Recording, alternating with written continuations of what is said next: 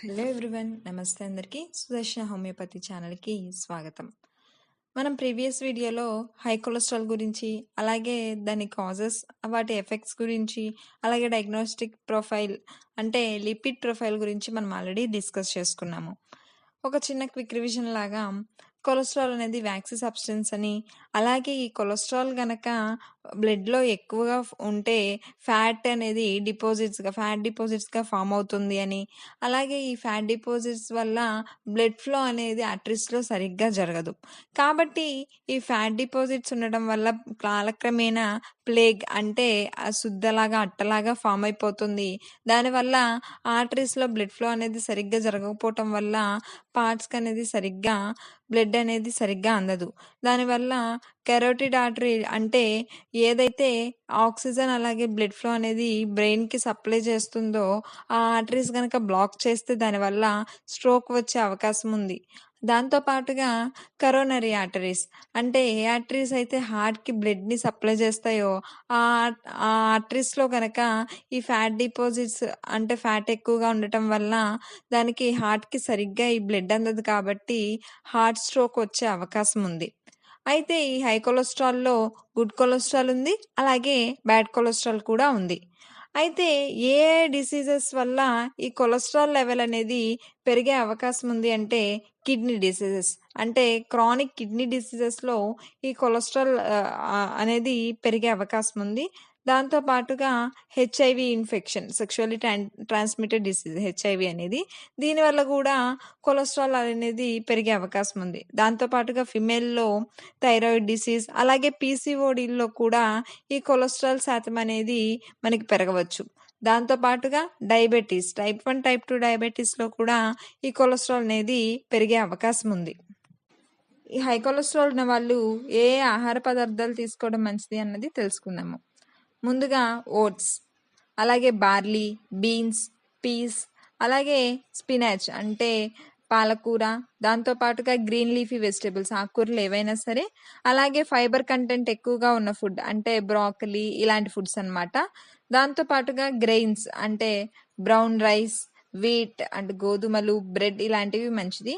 అలాగే walnuts, almonds and బాదం పప్పు ఇలాంటివి కూడా ఈ కొలెస్ట్రాల్ని తగ్గించేందుకు ఉపయోగపడతాయి. అలాగే పాలీ అన్సాచురేటెడ్ ఆయిల్ అంటే ఆలివ్ ఆయిల్ ఇలాంటివన్నీ మనకి హార్ట్కి అలాగే కొలెస్ట్రాల్ కంటెంట్ని తగ్గించేందుకు బాగా సహాయపడతాయి. దాంతోపాటుగా సిట్రస్ ఫ్రూట్స్ ఈ కొలెస్ట్రాల్ కంటెంట్ని బాగా తగ్గించేందుకు ముఖ్యంగా ఫిష్ లివర్ ఆయిల్, అలాగే ఫిష్ అనేది చాలా బాగా యూజ్ అవుతుంది. ఈ హై కొలెస్ట్రాల్ ఉన్నవారు ఏ ఆహార పదార్థాలు తీసుకోకుండా ఉండాలి అన్నది కూడా మనం తెలుసుకుందాం. ముందుగా రెడ్ మీట్, అలాగే ఫుల్ ఫ్యాట్ డైరీ ప్రొడక్ట్స్ అంటే ఎక్కువగా కొవ్వుతో ఉన్న పాలు, అలాగే పాల పదార్థాలు లైక్ వెన్న ఇలాంటివి తీసుకోకపోవడం చాలా మంచిది. దాంతోపాటుగా స్వీట్స్, తీపి ఎక్కువగా ఉండే పదార్థాలు కూడా అవాయిడ్ చేయడం చాలా మంచిది.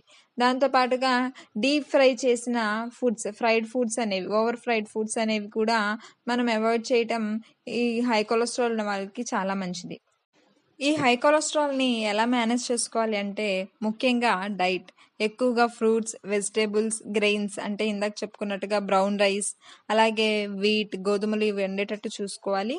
దాంతోపాటుగా olive oil, nuts, almonds, walnuts ఇవన్నీ రోజువారీ మన డైట్లో ఉండేటట్టు చూసుకోవడం చాలా అవసరం.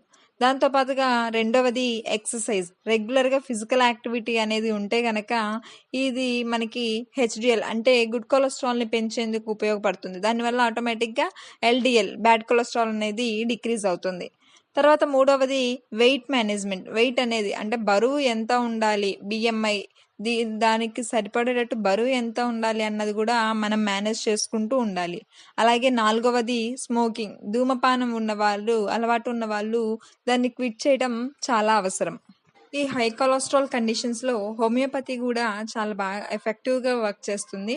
Like allium sativum, lycopodium, natrum muriaticum, berberis vulgaris, arsenic album, nux vomica ఇలాంటి రెమెడీస్ అన్నీ హై కొలెస్ట్రాల్ని తగ్గించేందుకు సహాయపడతాయి.